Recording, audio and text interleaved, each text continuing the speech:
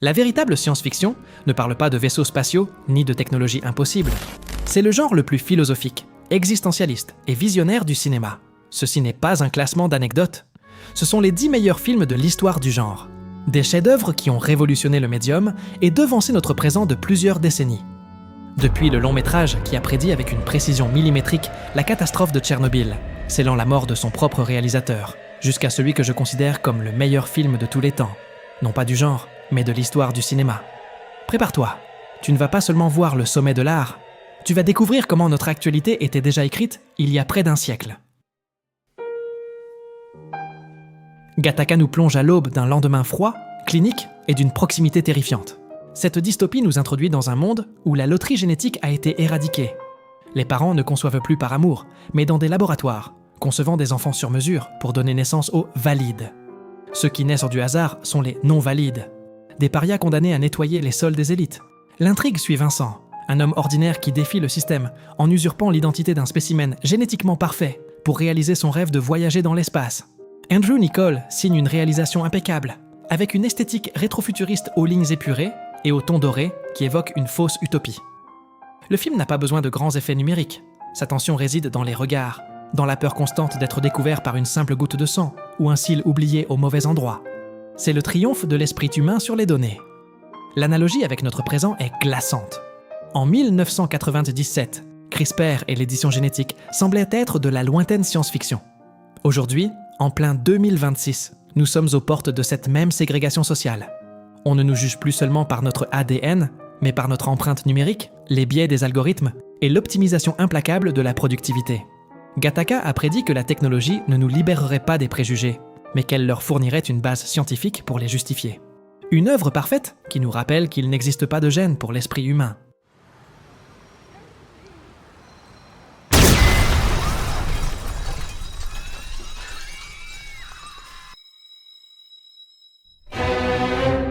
Imagine un monde sans les pleurs d'un bébé.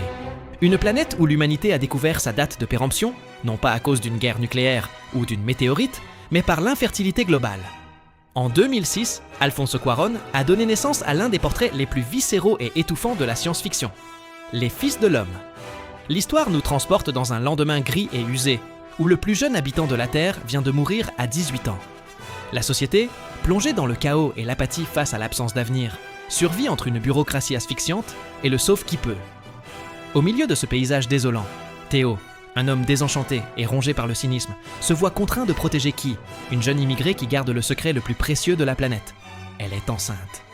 Commence alors une odyssée contre la montre pour mettre à l'abri le dernier espoir de notre espèce.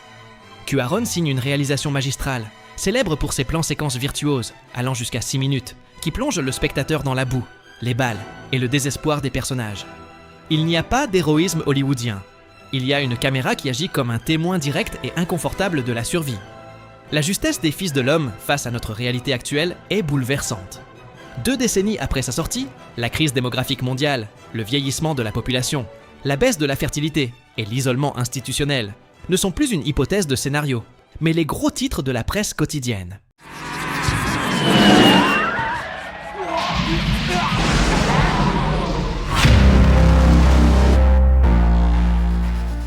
Il y a des œuvres qui changent le cinéma, et puis il y a Akira. En 1988, Katsuhiro Otomo a dynamité l'animation mondiale, en dessinant à la main plus de 160 000 images pour donner vie à Neo Tokyo, une mégalopole de néon et d'asphalte construite sur les cendres d'une explosion nucléaire. Dans ce guêpier, Kaneda et Tetsuo, 2 motards orphelins et marginaux, percutent de plein fouet une expérience militaire. Lorsque Tetsuo éveille un pouvoir psychique incontrôlable, le film mute en un cauchemar biologique et apocalyptique. Akira fonctionne comme un essai philosophique déchirant sur le traumatisme refoulé, l'aliénation de la jeunesse et le danger d'atteindre une évolution pour laquelle l'homme n'est pas mûr. Mais son exactitude prophétique est déconcertante. Non seulement il a visé juste sur le fait que Tokyo accueillerait les Jeux Olympiques en 2020 en pleine crise, mais dans ces cases apparaissait aussi une affiche avec le tag « Annulez-les », une phrase qui s'est répétée à l'identique lors des véritables manifestations. Ce Neo Tokyo est le reflet exact de notre ère numérique. Des sociétés dopées à la technologie, mais vides de sens, et la peur constante d'une puissance, aujourd'hui incarnée par l'intelligence artificielle, qui avance plus vite que notre éthique. Otomo a prédit que le véritable danger ne réside pas dans les machines, mais dans l'arrogance humaine à vouloir contrôler des forces qui échappent à notre propre compréhension.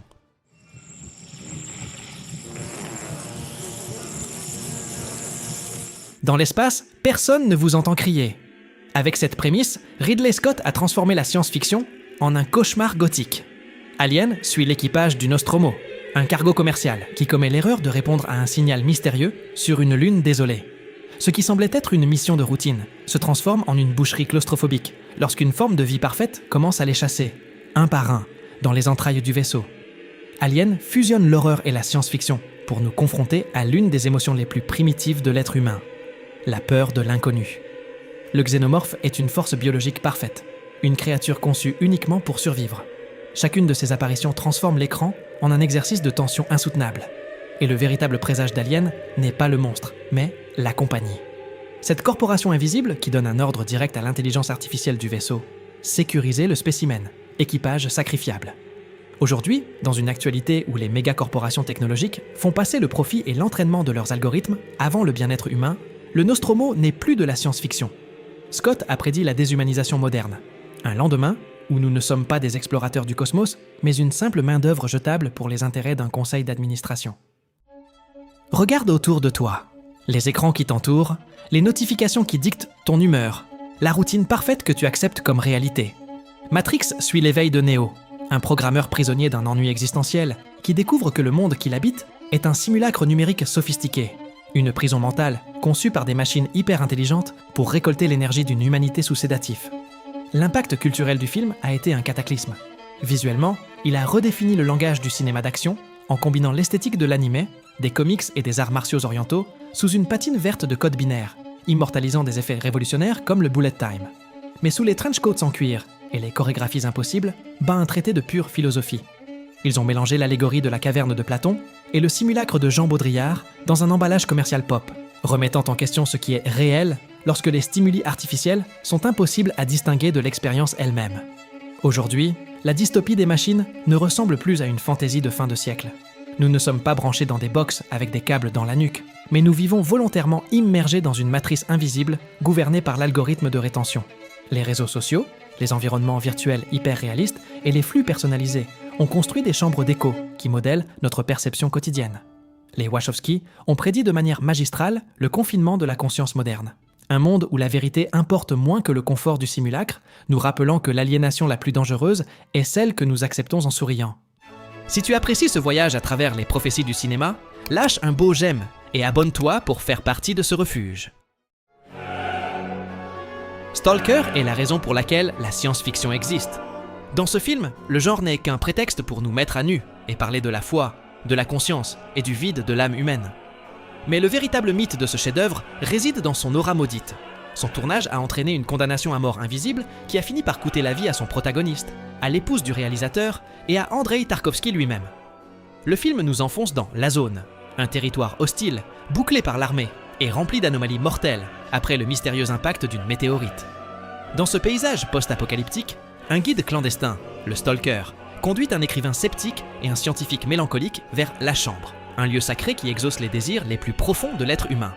Ce qui donne des frissons, c'est que, 7 ans avant que le réacteur de Tchernobyl n'explose en 1986, Tarkovsky a prédit de manière presque mystique le concept d'une zone d'exclusion radioactive, abandonnée par la civilisation et dévorée par la nature sauvage. Le long métrage est une expérience hypnotique, mais son tournage fut une descente aux enfers.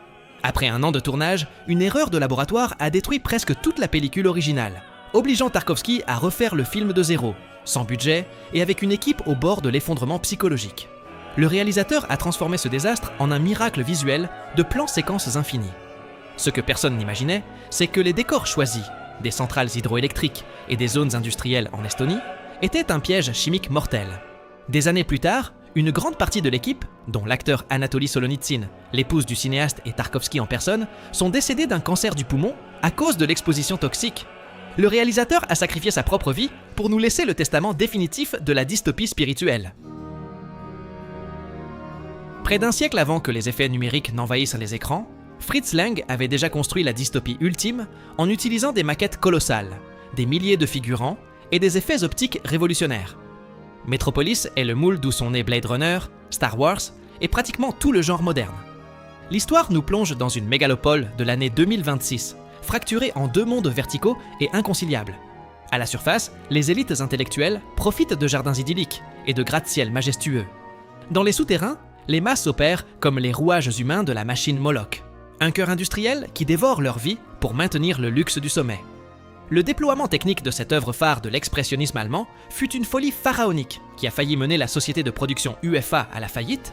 Lang a filmé une chorégraphie de masse millimétrique et étouffante, où les corps des travailleurs se meuvent avec la rigidité automatisée des machines elles-mêmes. Visuellement, le film a immortalisé des images emblématiques qui font partie de l'histoire universelle, comme la création de la femme robotique, qui personnifie la déconstruction et le danger de la technologie utilisée pour manipuler les foules. Ce qui est troublant, c'est que Lang a situé cette dystopie en cette même année 2026. Son caractère visionnaire lui a permis de créer ce clone robotique utilisé pour manipuler les masses, l'ancêtre direct des deepfakes et de l'IA générative, qui polarise notre réalité aujourd'hui. Quand 2001 est sorti, Andrei Tarkovsky a ressenti le besoin de filmer la réponse soviétique, et ce fut Solaris. L'œuvre de Kubrick lui semblait être un monument trop froid et technologique. C'est pourquoi il a décidé de transposer le genre sur le terrain de l'amour. Non pas comme un sentiment passager, mais comme une force ontologique éternelle qui définit notre existence. Tarkovsky nous fait patienter 40 minutes sur Terre, parmi des plans infinis d'eau et de regards, pour qu'en montant dans l'espace, nous comprenions que nous n'allons pas voir de la science-fiction, mais l'âme confrontée à la technologie. L'intrigue nous transporte dans une station spatiale en déclin, qui orbite autour d'un mystérieux océan vivant et conscient. C'est là que voyage Chris Kelvin, un psychologue envoyé pour enquêter sur la crise mentale de l'équipage. Ce que Kelvin ignore, c'est que Solaris matérialise les remords les plus profonds. À son réveil, il se retrouve face à Harry, sa femme, qui s'était suicidée des années auparavant. Mais Harry n'est ni un fantôme, ni un hologramme. Elle est réelle. L'océan donne corps au lien indissoluble qui les unit, prouvant qu'elle fait partie de la substance même de Kelvin. En lui rendant sa femme corps et âme, le film devient un miroir impitoyable sur notre incapacité à cohabiter avec la douleur. Aujourd'hui, Solaris génère un écho douloureux. Alors que nous sommes obsédés par l'expansion de la technique, le film nous met en garde contre l'isolement émotionnel. Un lendemain où nous pourrons traverser l'univers tout en étant incapables de regarder à l'intérieur de nous-mêmes. Une œuvre majeure qui nous rappelle que nous n'avons pas besoin de conquérir le cosmos. Nous avons seulement besoin d'apprendre, une fois pour toutes, à aimer.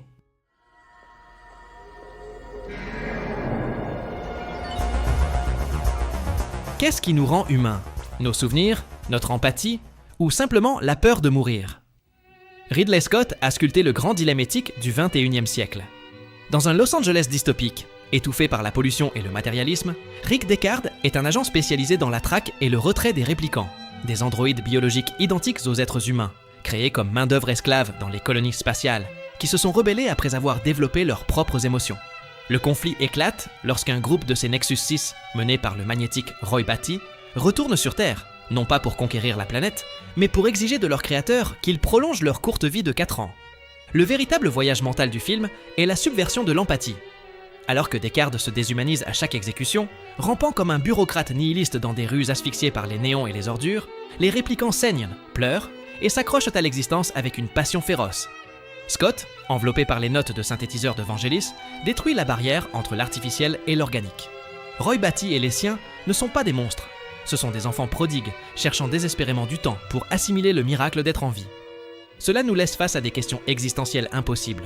Ont-ils une conscience ou font-ils simplement semblant de manière ultra précise ? L'âme peut-elle émerger d'une machine ? Un dilemme colossal qui repose sur un miracle artisanal. Scott a construit ce futur à la main, avec des maquettes colossales, de la vraie pluie et des trucages optiques qui dotent le film d'une texture sale, organique et lourde. Un film si parfait que, plus que de parler de l'avenir, il nous oblige à regarder nos mains et à nous demander si nous, ceux de chair et d'os, ceux qui ont une âme, sommes vraiment encore en vie.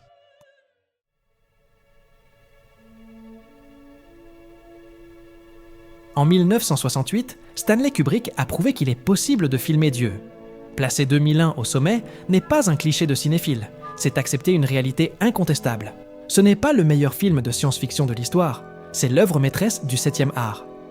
Kubrick n'a pas conçu un divertissement de masse, il a sculpté un saut évolutif pour la conscience humaine, en utilisant la pellicule comme outil métaphysique.